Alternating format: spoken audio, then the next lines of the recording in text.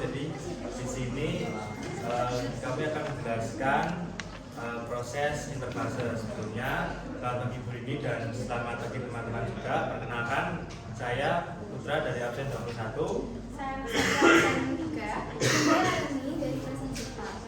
Oke, jadi pertama di sini saya akan menjelaskan dulu apa itu fase interfase. Jadi tahapan interfase ini adalah tahapan atau masa persiapan sebelum masuk ke fase mitotik lainnya. Jadi tahapan sebelum masuk ke mitosis maupun meiosis itu ada namanya tahapan interfase. Gimana tahapan interfase ini merupakan tahapan yang paling lama di siklus sel, sehingga dia itu sampai 90% dari siklus selnya ini adalah tahapan interfase. Jadi tahapan interfase ini tuh dibagi jadi 3 subfase. Yang pertama adalah G1, lalu nanti dilanjutkan dengan S, dan lalu dilanjutkan lagi dengan G2. Dan di sini saya akan melanjutkan dengan penjelasan tentang subfase G1. Jadi G1 ini atau gap 1 atau bisa juga growth 1 merupakan pertumbuhan primer. Jadi sel itu mengalami perkembangan atau pertumbuhan di mana seperti organel-organel sel itu semuanya bertumbuh, berkembang dan mengalami peningkatan ukuran. Tapi di waktu sel-sel ini berkembang, materi genetiknya itu tetap sama dan tidak melakukan duplikasi atau berkembang juga. Di sini bisa dilihat ada ilustrasi di ini sitoplasma. Jadi di sini kami menjelaskan di sini ada sitoplasmanya. Di dalam sitoplasma ini bisa terlihat di dalam nukleus itu ada kromatin. Jadi kromosom itu belum terbentuk pada tahap ini, tapi masih baru terbentuk kromatin atau benang-benang halus seperti yang bisa dilihat di sini. Dan pada tahap fase G1 ini itu tuh ada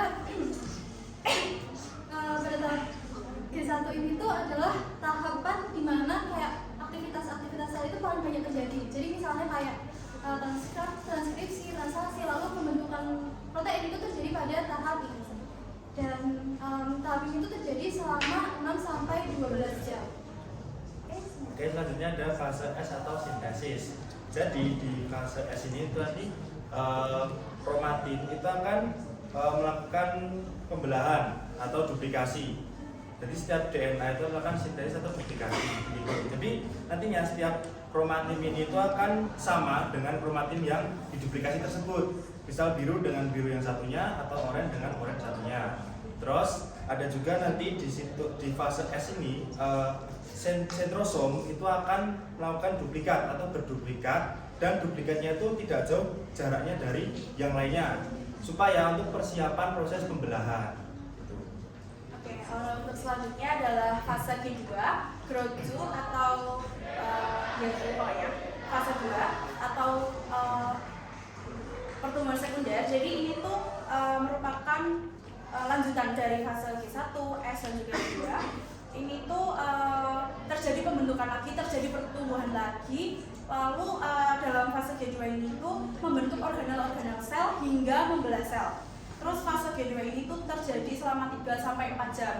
Lalu di dalam fase G2 ini juga kromatin itu mulai membentuk menjadi kromosom.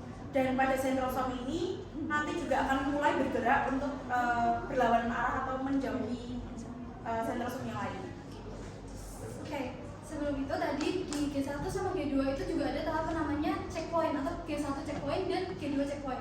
Kalau di G1 checkpoint itu terjadi pengecekan kayak evaluasi gitu, apakah ukurannya itu sudah sesuai atau belum, atau lingkungannya itu sudah sesuai atau belum untuk melanjutkan ke tahapan S. Untuk checkpoint G2 tadi itu tuh juga bakal dilakukan evaluasi lagi, tapi ini tuh buat mengecek ini tuh ada kerusakan atau enggaknya. Oke, jadi sekian dari presentasi kami dari bagian interfase. Oke. Sekian, terima kasih. Wassalamualaikum warahmatullahi wabarakatuh.